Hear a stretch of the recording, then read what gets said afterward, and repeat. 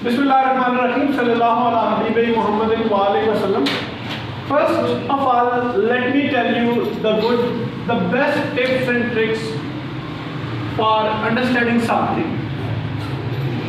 What you need to do is to look at the whiteboard. Okay? And pay attention to my voice. Okay? Sit in my class with the presence of mind. Your thinking mind may not be diverted, your mind may not be diverted. Okay? Responsibilities of youth we have studied earlier. I am revising the points, please stop it. Right. You may write afterwards. First get the understanding, later on you will write it. Okay? Okay, sir. You can do it later on. Introduction. In introduction we have studied that there was a convocation in university, and Qaid Azam Rahmatullah, he was invited by the Vice Chancellor, okay, and he said some of the things that I may not be able to give a long lecture or long convocation address because I have many other calls upon me, okay, like this, Anyway, and there was a point, mayor of duty incumbent upon, okay, he said that as a mayor of duty I have come over here, and it is incumbent upon every Musliman or every Muslim to serve the nation selflessly and honestly. Okay? And he said that I have not come over here, or he had not come over there as a head of the state. Okay? And he also talked about the revolutionary change. Okay, I have posed a question about the revolutionary change. There was maybe a question regarding. Which question? Second question. What revolutionary change the Qaid Azam is referring to? Okay.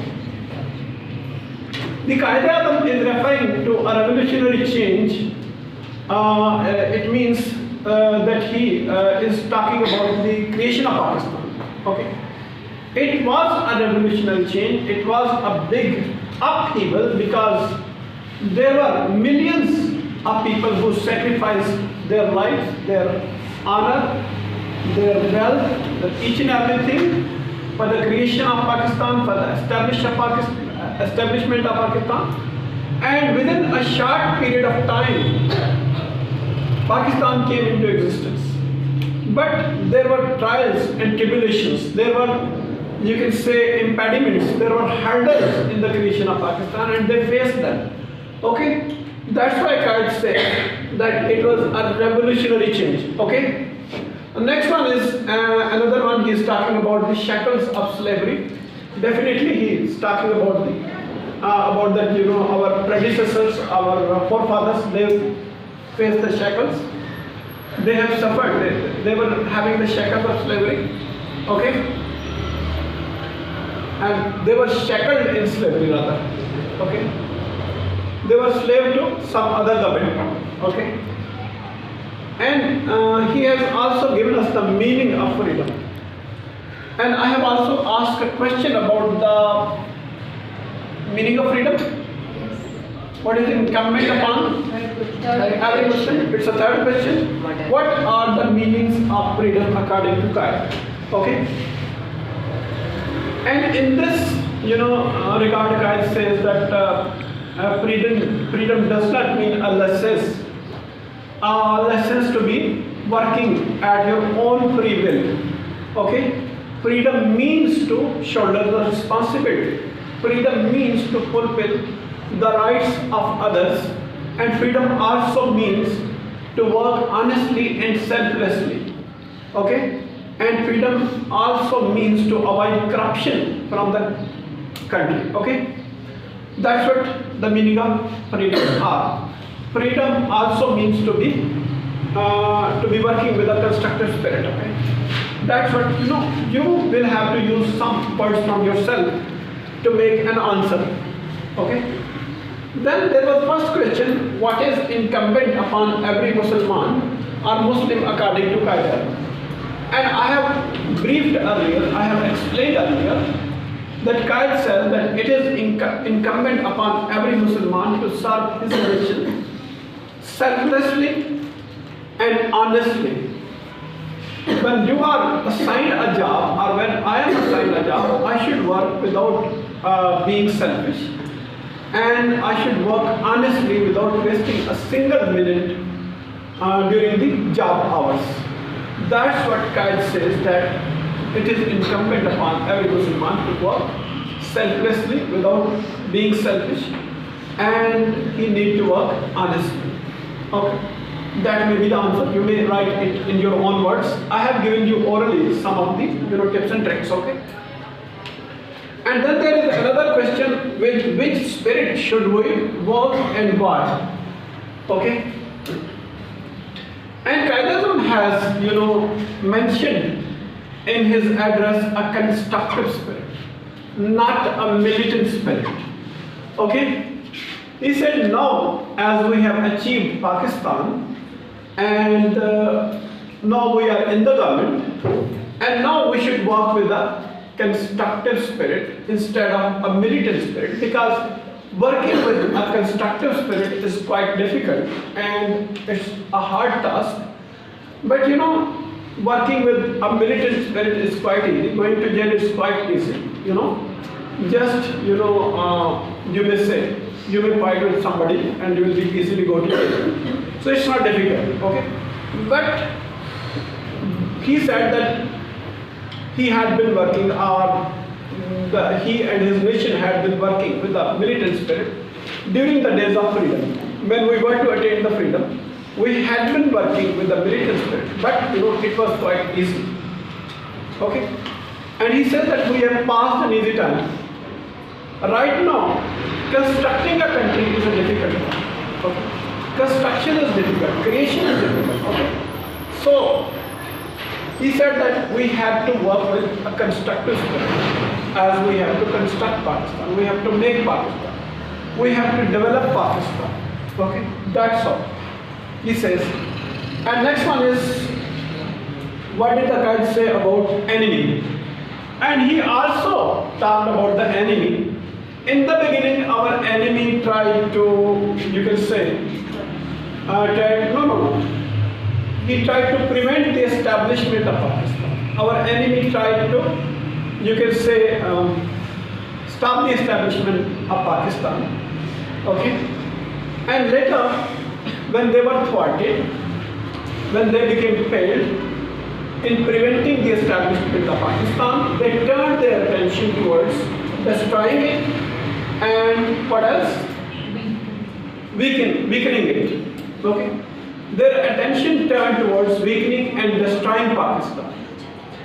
And even in weakening and destroying Pakistan, our enemy failed. And Pakistan was still progressing, or Pakistan is still progressing. Okay? So when they failed, what happened? And there was another question. What were the after effects of mass murder? Mass murder means murder at a large scale. Okay? Murder at a large scale. And after effects mean results, consequences. Okay? And there is a question from those passages, those 2-3 passages, from page number 1, page number 2, and page number 3. Okay? And the after effects of, you can say, Holocaust in Punjab and Delhi were that, you can say, inherited like, 50 lakh people or 50 lakh refugees from India. 50 lakh refugees, you can say, migrated from India to Pakistan. Okay. As they had been brutally killed over there, or it became difficult for them to live in India because they were killing them and they were injuring them. Okay, they were damaging their properties. That's the reason. Because of these atrocities and oppression, they left India and they came to Pakistan, especially they came to Punjab. Okay, when 50 lakh people, they are entering in a province, you can better imagine, they pose a big difficulties, a big number of difficulties. Okay. So what kind of difficulties were there? Like there were the difficulties of rehabilitation. like they were homeless, they were having no medical treatment, and they were having no jobs. That's the reason it posed a big threat, a big problem to the state. Okay. So that's how you can solve the answers to all these comprehension questions. Okay, you can give the answer to all these comprehension questions using your own words. Okay, picking the main points, using the main points, you can answer the comprehension question. But first of all, what you need to do is to identify the main points from the chart. Identify the main points, then answer the. Then it is quite easy to answer the comprehension questions, and this carries 28 marks. And that is called a purposeful reading. You should read, but with some purpose in your mind, with some objective in your mind. You should have a purpose, you should have an objective in your mind. Okay? And what is the objective? To understand the passages properly and mark the main points and understand the passage. And then answer whatever the questions are asked. Okay. Then there is a summary. Maybe 2-3 passages you are given. If you combine all these, what so happens is that examiners, they usually ask you important points in questions. If you combine all these important points together, okay, in your own words, okay, point number 1, point number 2, point number 3, point number 4, point number 5, point number 6. Examiner usually asks the important points, okay, in comprehension of a passage. Okay, if you combine all these important points, it becomes a summary. It becomes a summary. Okay, and you may also give the title accordingly. Okay, that's how you can solve the comprehension of a passage. Okay. And if you still have any questions in your mind, you may ask me. But you will have to solve these questions, write the answer to these questions in your own words, and it is an assignment for you people that you will have to submit maybe on Monday. Prepare them in your own words, not just copying it from the book and just writing the answers. You may use some of the words from the book, but try to use some other words. Okay? Thank you very much. Have a nice time. Allah Hafiz.